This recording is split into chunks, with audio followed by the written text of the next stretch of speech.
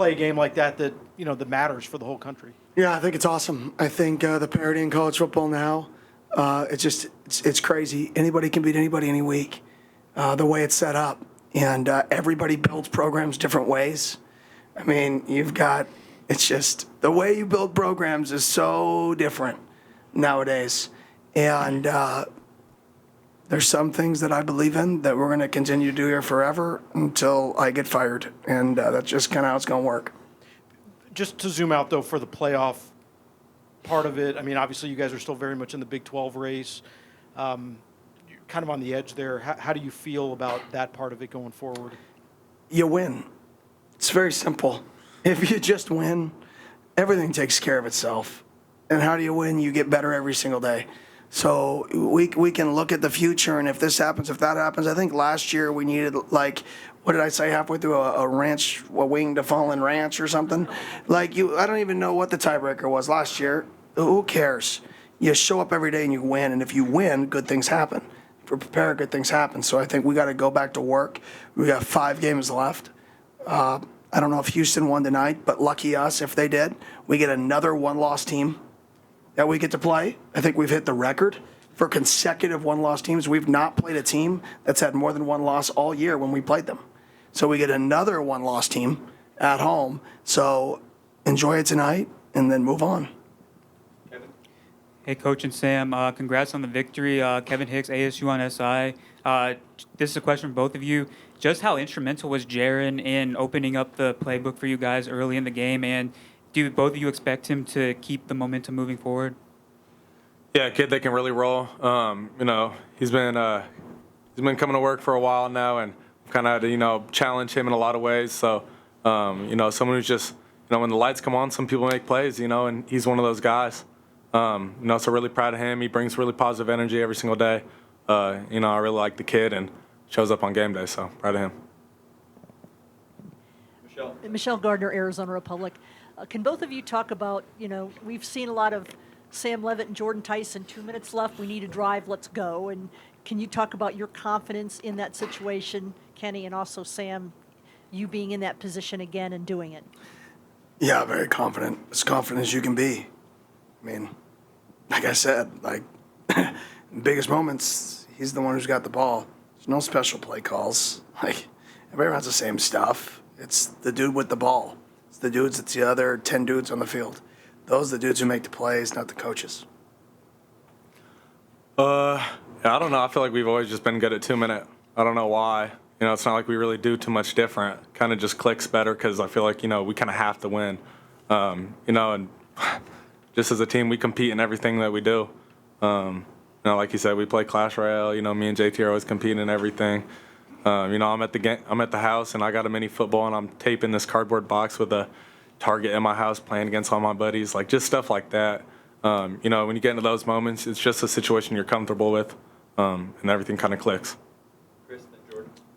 Kenny, Jesus Gomez again, 4 for 4, and one of them was a hold that was kind of saved at the last second. So, can you talk about his performance as a part of the other special teams issues that happened in this game? Yeah, special teams atrocious. I'll probably address that at a later date as I watch the tape. Unacceptable. Point blank. Unacceptable. Field goals, unbelievable. Made them all. Great job by Jesus. But, unacceptable, unexcusable. I've got to get it fixed. And then you made a decision to go on a 4th and 1 from your own 45 or so in the first half. Can you talk about that decision? That was on me. I got to make a play. No, we're going to go for it. He's back there, and we get him to throw it to JT? Give me that one. I'll take that 10 out of 10. I don't care if it works or not. I'm going to sleep great at night, knowing that it was 4th and 1 at the 50, and we got him to get to throw it to JT. I'm great. Should that have been a penalty? Yeah, I'm not going to talk through. I was not saying yes. I was saying responding. Gotcha. Golly, got me. Great, fine. I don't worry about that. They didn't throw it, and it is what it is. Carry on.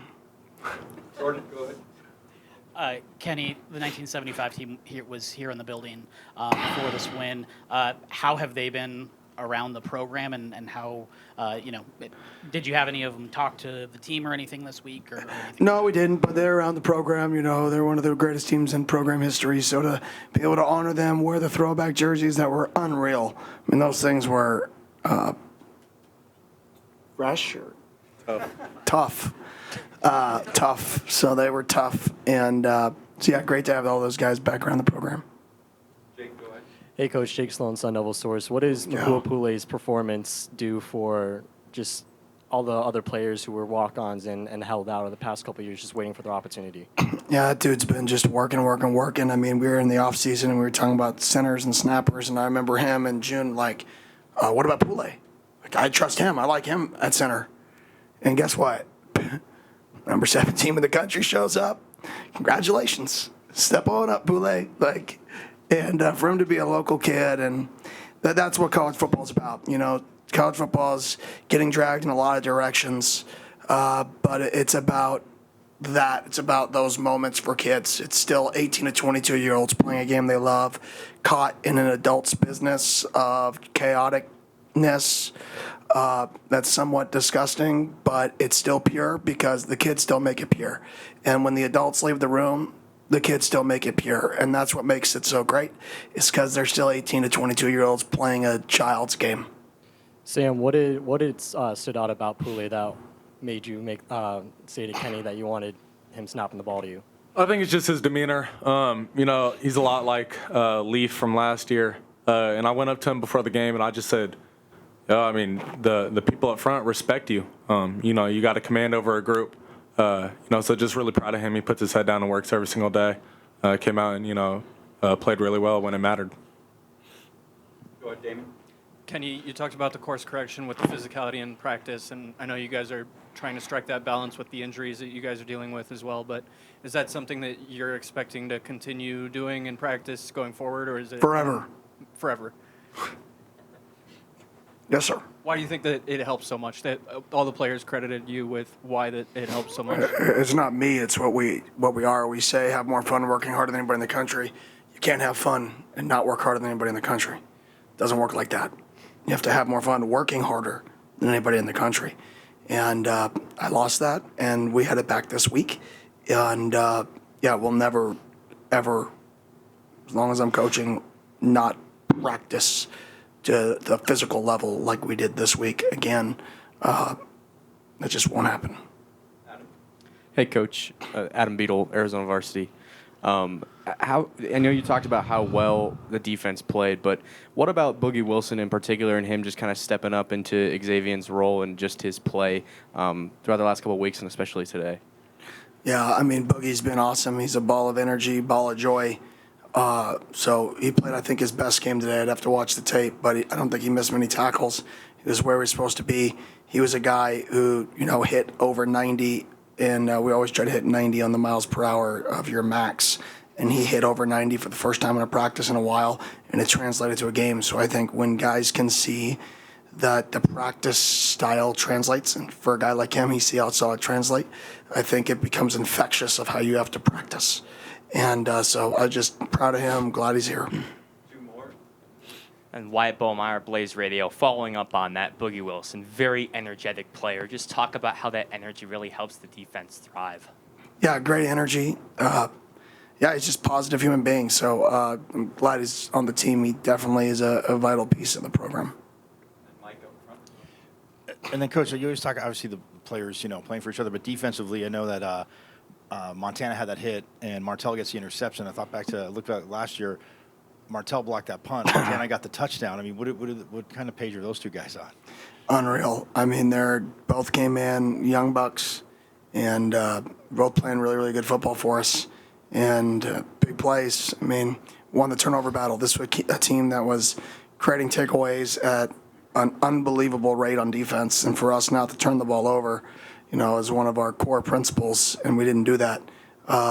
They knocked the ball out too, but our effort by our offensive line, our quarterback chased the ball down and got on it.